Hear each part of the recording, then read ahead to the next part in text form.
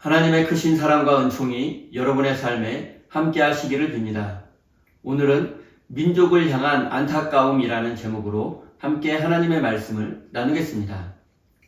바울은 오늘 본문 말씀 속에서 자신이 그리스도에게서 떨어져 나가는 한이 있더라도 유대인들이 예수 그리스도를 믿고 구원받았으면 좋겠다는 고백을 합니다. 이 고백은 바울이 자신의 민족 유대인을 얼마나 사랑하는지를 잘 보여주고 있습니다.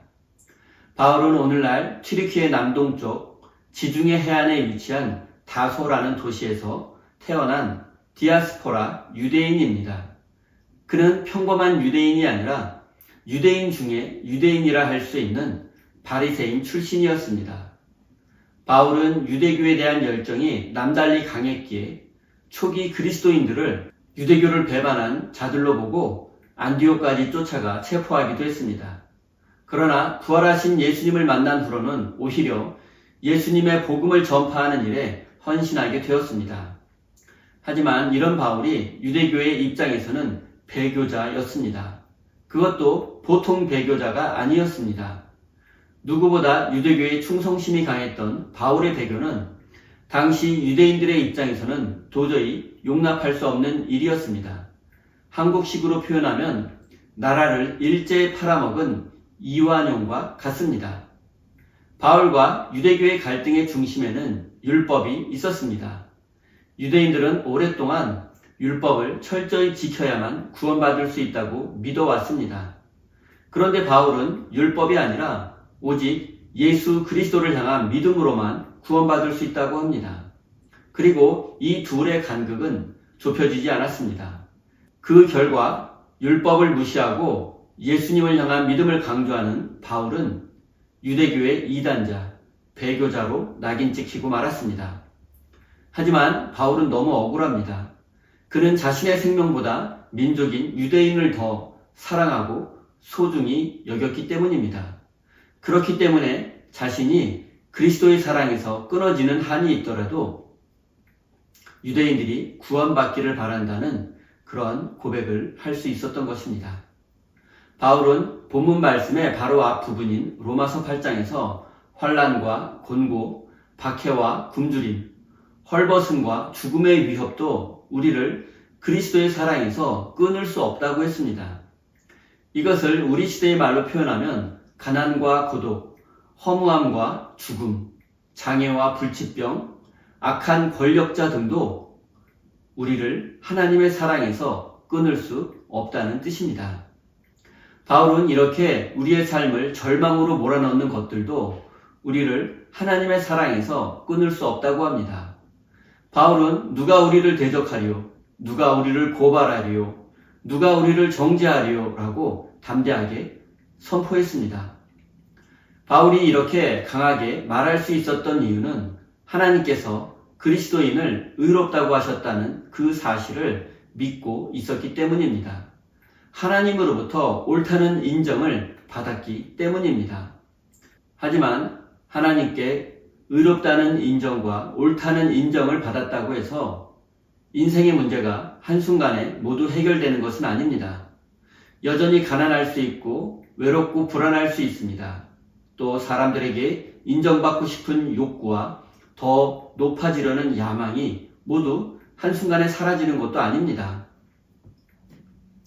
하나님께서 우리를 의롭다고 인정해 주셨다는 말씀은 우리 인생의 모든 문제가 한순간에 해결된다는 뜻이 아닙니다.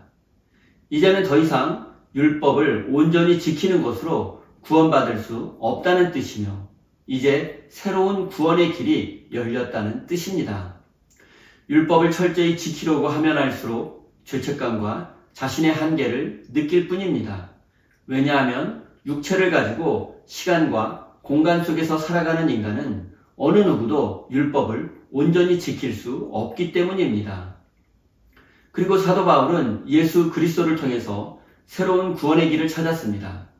그는 율법의 죄책감에서 해방되어 복음의 능력에 사로잡혔습니다. 바울은 율법의 한계를 깨닫지 못하고 예수 그리스도를 거부하는 유대인들이 너무나 안타까웠습니다. 유대인에게는 하나님의 백성이라는 특권이 있었지만 그 특권을 오해해서 오직 자신들만 하나님께 선택받았다는 선민 사상을 가지게 되었습니다. 5절 말씀입니다. 족장들은 그들의 조상이요 그리스도도 육신으로는 그들에게서 태어났습니다. 그는 만물 위에 계시며 영원토록 찬송을 받으실 하나님이십니다. 아멘. 바울은 예수 그리스도가 육신으로는 유대인의 후손이며 동시에 하나님이라고 고백합니다. 주목할 점은 그가 예수님을 만물 위에 계시며 영원히 찬송받으실 분이라고 한 것입니다. 먼저 예수님은 만물 위에 계시는 분이십니다. 이것은 초월한다는 뜻입니다. 예수님의 초월성은 인간의 이성과 합리성을 초월하며 예측할 수 없고 조정할 수 없는 모든 자연현상을 초월한다는 뜻입니다. 인간은 이성과 합리성을 기반으로 발전시킨 자연과학을 변하지 않는 진리라고 믿으며 이성과 과학으로 이해되고 증명할 수 있는 것만을 믿으려고 합니다. 하지만 예수님은 인간의 이성과 과학을 초월한 상태로 존재하십니다. 인간의 노력으로는 절대 예수 그리스도의 진리를 알 수 없고 증명할 수 없다는 뜻이며 동시에 그 한계를 인식하고 예수 그리스도를 믿어야 한다는 뜻입니다. 자연현상도 마찬가지입니다. 인간이 예측할 수 없고 조종할 수 없는 지진 그리고 폭염과 폭우가 점점 늘어나고 있으며 또 기후변화로 인한 자연재해는 이제 인류가 감당하기 어려울 지경입니다. 그리고 인간은 이 자연현상 앞에서 정말 무력한 존재입니다. 하지만 예수님은 이 모든 것 위에 계시며 초월해서 존재하십니다.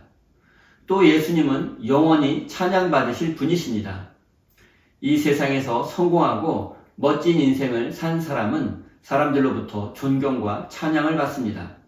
그러나 그 누구도 영원히 찬양받을 수는 없습니다. 아무리 훌륭한 사람이라고 해도 평생 훌륭하게만 살 수는 없습니다. 시간과 공간 그리고 육체라는 한계 속에서 살아가는 인간은 온전히 의로울 수 없습니다. 아무리 완벽한 사람이라 할지라도 남이 모르는 아픔과 슬픔이 있을 수 있고 남 모르는 욕망과 그로 인한 죄가 있을 수 있습니다. 따라서 인간은 그 누구도 영원히 찬양받을 수 없습니다. 하지만 하나님의 뜻에 죽기까지 순종하신 예수 그리스도는 영원히 찬양받으실 분이십니다. 사도 바울의 입장에서는 예수 그리스도가 만물 위에 초월해 계시며 영원히 찬양받으실 분이라는 사실을 인정하지 않는 유대인들이 안타깝기만 한 것입니다.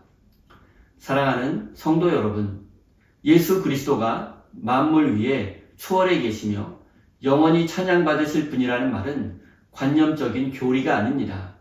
이것은 우리의 구원의 근거이며 모든 그리스도인의 삶의 근본 능력입니다. 바울은 이 진리를 인정하지 않고 믿지 않는 유대인들이 이 진리를 믿을 수만 있다면 자신이 그리스도에게서 끊어져도 좋다는 고백을 합니다. 사랑하는 성도 여러분, 여러분에게는 바울과 같은 진리에 대한 확신이 있으십니까? 이 진리를 믿지 않고 거부하는 자들을 향한 안타까움이 있으십니까? 사랑하는 우리 세인교회 성도 여러분, 여러분 모두 바울과 같은 진리에 대한 확신과 믿지 않는 자들을 향한 안타까움을 가지고 생명의 복음을 전하는 하나님의 일꾼이 되시기를 예수님의 이름으로 축원드립니다. 우리 다 함께 주신 말씀 가슴에 새기며 기도의 자리로 나아가겠습니다.